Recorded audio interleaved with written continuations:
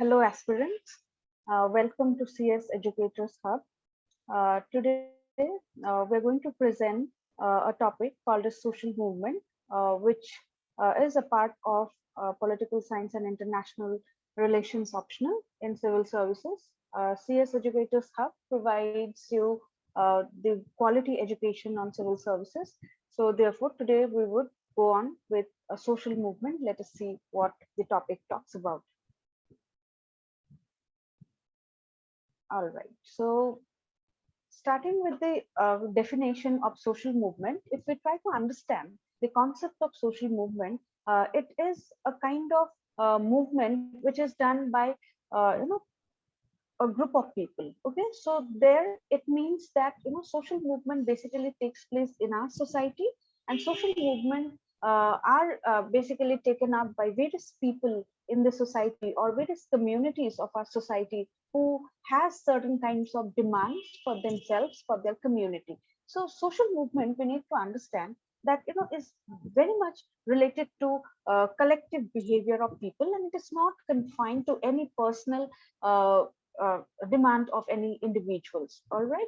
So here in social movement, we would see that which all are the parties that are a part of social movement, where we see political parties, pressure groups, as well as this social movement are sometimes interchangeable, or a kind of overlapping with each other. But social movement is least institutionalized of all these three. So in this case, if we see, the social movements are basically a part of society where it is very much linked to people, welfare of the people. Now, the word social itself means that it is something related to our society. And when it comes to the term movement, it means where people actually demands for certain things which they require in their life to lead on. So, when we talk about social movement, there are various groups who actually works towards this movement or towards the fulfillment of this movement. So in that case, we see, for example, in this slide, we can see the example of INC, who started the movement, who started as a movement basically, but then later we see that it has gone to become a political party. So in that case, that is a kind of evolution that happened. But if you see the aims and objectives of INC back in British period, it was always meant for Indian people, for the interest of the people of India, who was being exploited by the British government then. So in that case, we see that the objective of such kind of social movement is always the welfare of people,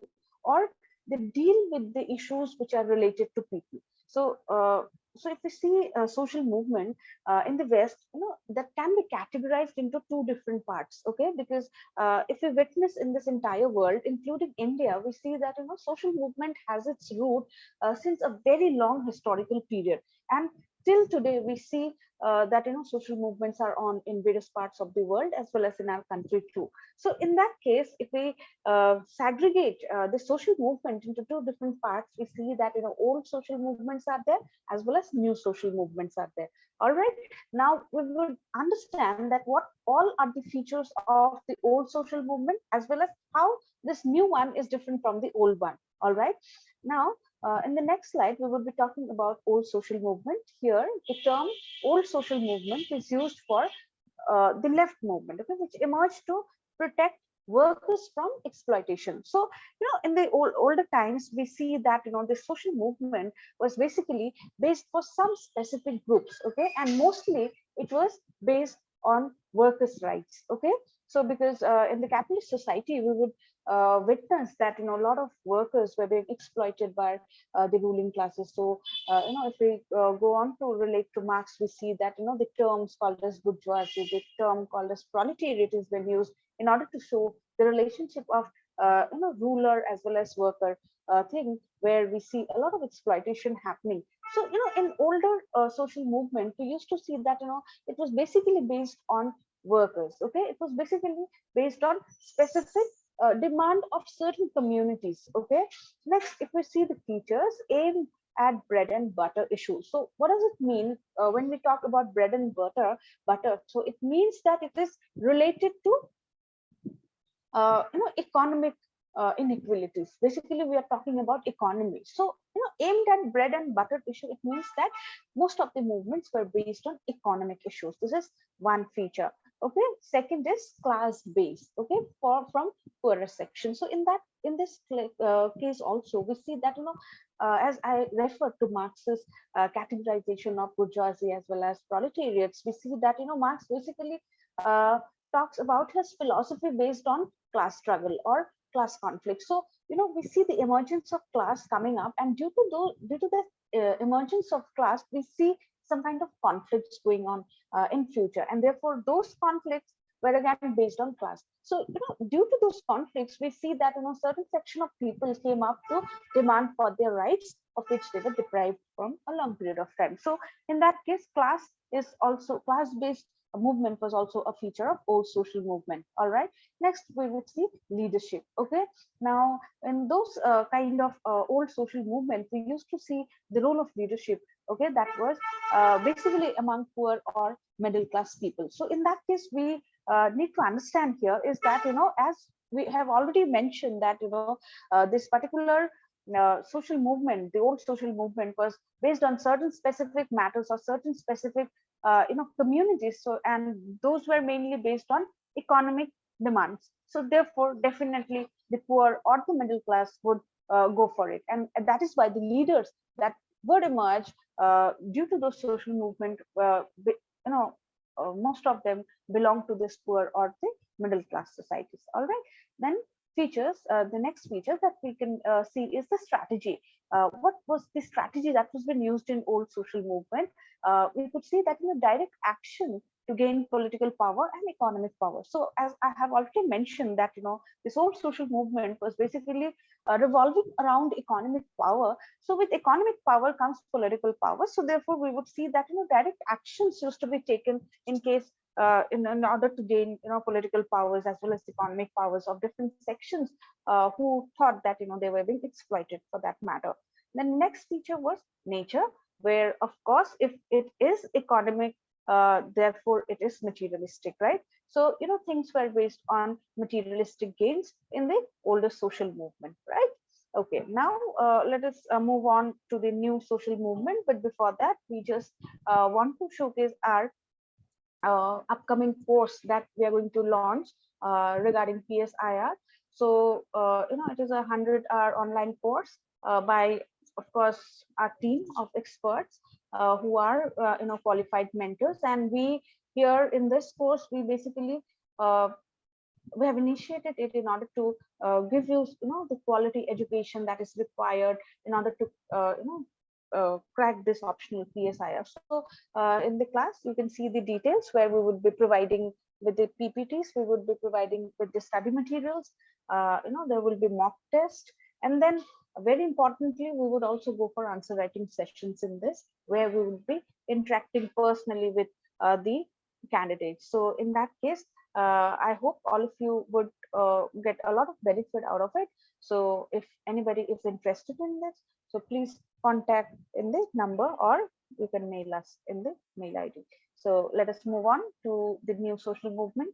So let us see how it is different from the older one. So if we talk about the history of new social movement, it has started in 1960, also known as New Left, led by middle class. Now it deals with quality of life issues. Okay, the issues that are related to quality of life. Suppose, for example, sustainable development, peace, disarmament. So if you see that, the older social movement confined itself towards material things only, towards quantitative gains only by certain communities. But when we come to this new social movement, if you look at the issues, they're much more broader in nature. They're much more sustainable in nature, where human being is not demanding just for materialistic thing, but beyond that, where it talks about sustainable development, it talks about peace, it talks about disarmament. Because why this kind of change has happened, because if we see this world and if we compare this world back with 50 years back and what is going on today, we see that the nature of politics, the nature of society, the nature of people for that matter has changed a lot, and therefore the issues that are related to our society has also changed. Okay, now people nowadays go for more sustainable things. Okay, because we know that the world has been degraded in different aspects. Okay, be it environment, be it economy, be it in fact ethics for that matter. So we see that what is different in new social movement is the subject matter. Okay, where it has gone beyond materialistic things. All right, now in new social movement we see that class based on leadership is from middle class. Okay, in the earlier one we used to see that the, the vulnerable classes were only involved more in social movement, where we saw the poor class. Okay, but here we see that the middle class is very much dominant. Okay, in this kind of new social movement. Now if we talk about the methods, there are multiple methods by which the social movement are being launched or are being operated in our society, like literature, poetry, theater, nukkad nataks, movies. So it is more of a kind of awareness that is being spread it over the population, by which people are more aware of their democratic rights nowadays. Okay, and when I say democratic right, it not only means the materialistic things that human beings need in their life, but the needs beyond that. Okay, so yeah, so in this slide, if you could see this world map, now it has been divided into two parts. Okay, we know that in political science, when we talk about the entire world scenario, we divide it into two parts, that is the developed north and the developing south. All right, so it means that in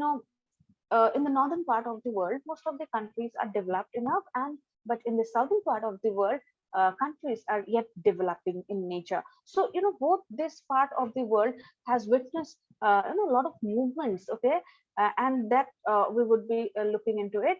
See, in this slide, we would be talking about the nature of movement in two different parts of the world, where one is developed and the other is yet developing. All right. So in advanced countries, the phase of old social movement is over, and the phase of new social movement started in 60s. Okay, and when I say this advanced countries, it definitely means the developed north. Okay, where the old practices of social movement has withered away, and they have come up with the new ideas of social movement. Okay, and which it started near about in 1960s. So, however, since global financial crisis of 2008, there has been re-emergence of old social movement led by working class and old middle classes because of the loss of jobs and the state ruling there. All right. So we have witnessed a financial crisis in 2008, but then after that we got to know that people are again fighting for their economic rights because the economy has suffered a lot due to this financial crisis. So so that is what it is going on in the south, and sorry, in the north. And when we talk about south, in these countries there has been coexistence of old as well as new social movements. All right, in as the situation is more complex enough here, so what is happening, there is a mix and a match of both the nature. Okay, in this southern countries which are yet developing. So for example, if we take the example of India, we see that a lot of diversity exists in our society, and therefore the demands of different sections of people have also been increasing day by day. So in that case, definitely there is a possibility that this new social movement would come in, as well as there are economic needs for which the older social movement would also coexist. So this is the unique feature that we find in the southern part of the world, where we find that both the nature of new as well as the older one, it coexists together in order to cater to the needs of the people, right? So we have given a certain example, like Indian environmental movement reflects the feature of both old as well as new social movement. Why? Because in the environmental movement that are there, two things are concerned. that is the livelihood concern of the poor, especially the tribal people who are more connected to the environment, who are more connected to the nature. Okay, those people, the livelihood of those communities are based on nature. So therefore, the environment is very, very important for their livelihood. So that is one concern. And the other one, for sustainable development, if they are being displaced from their original habitat, how they could be rehabilitated, okay, or how we could actually strike a balance between development as well as indigenous nature of this tribal communities, okay, and how to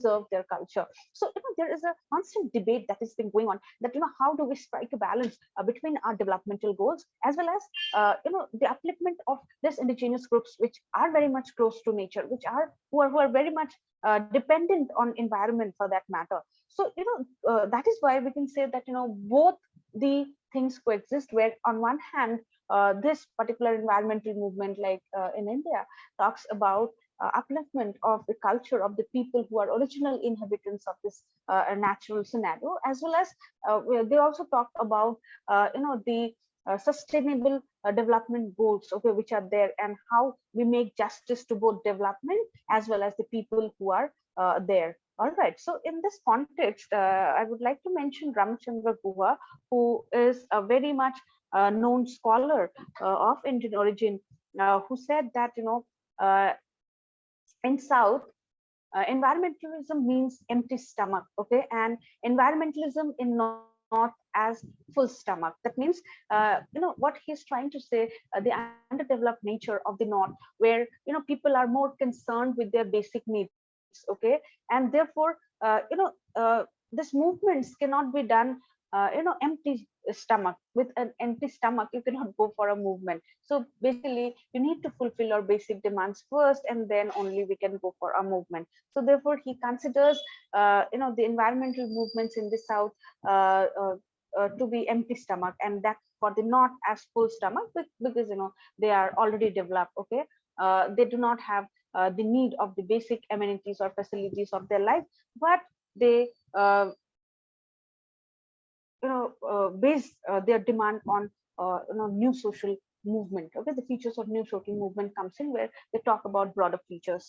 All right. So here, guys, so I think all of you are clear about social movement. You might have got an idea that how social movements has come into being in this world, and how it has changed its nature day by day, with a kind of evolution that has happened with changing demands of human world, changing demands of this nature. So I hope it has been a beneficial session for the people who are interested in civil services, and therefore it would help you a lot. So so I think things are very much clear to all of you, and thank you for listening to the video.